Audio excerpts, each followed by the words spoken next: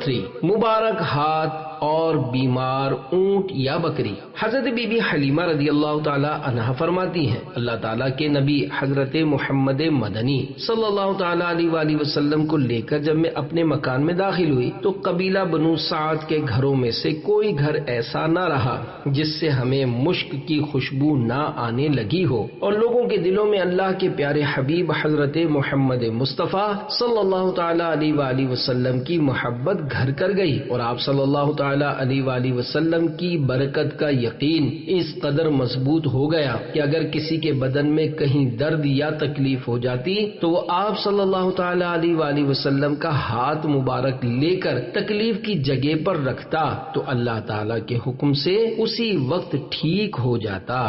اگر ان کا کوئی اونٹ یا بکری بیمار ہو جاتی تو اس پر حضور صلی اللہ تعالی علیہ وآلہ وسلم کا مبارک ہاتھ پھیرتے وہ تندرست ہو جاتی۔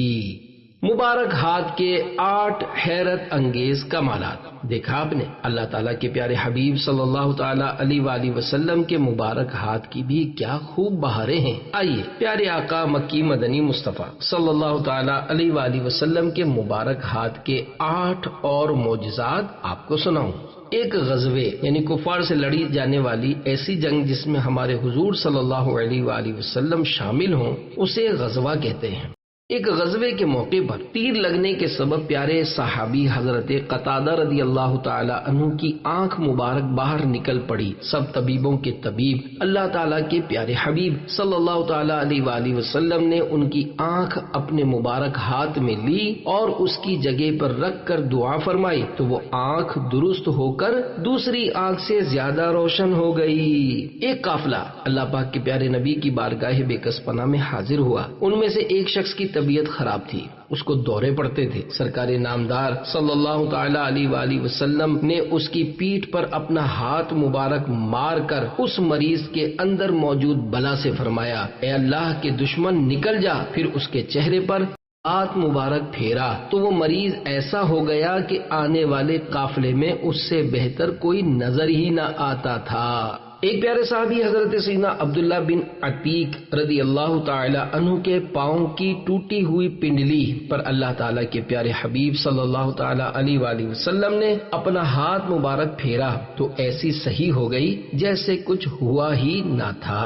ایک پیارے صحابی حضرت سیدنا ابید بن حمال رضی اللہ تعالی عنہ کے چیچک یعنی ایک بیماری جس میں منہ پر دانے نکل آتے ہیں والے چہرے پر ہاتھ مبارک پھیرا تو فوراً چہرہ ٹھیک ہو گیا اور چیچک کے دانوں کے نشانات جاتے رہے۔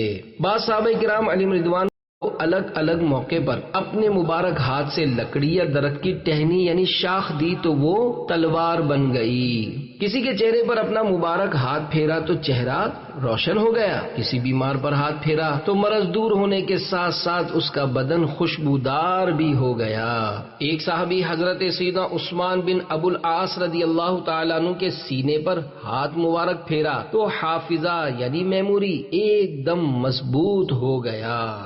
ذرا چہرے سے پردہ تو ہٹاؤ یا رسول اللہ، ہمیں دیدار تو اپنا کراؤ یا رسول اللہ۔ صلو علی الحبیب صلی اللہ تعالی علی محمد۔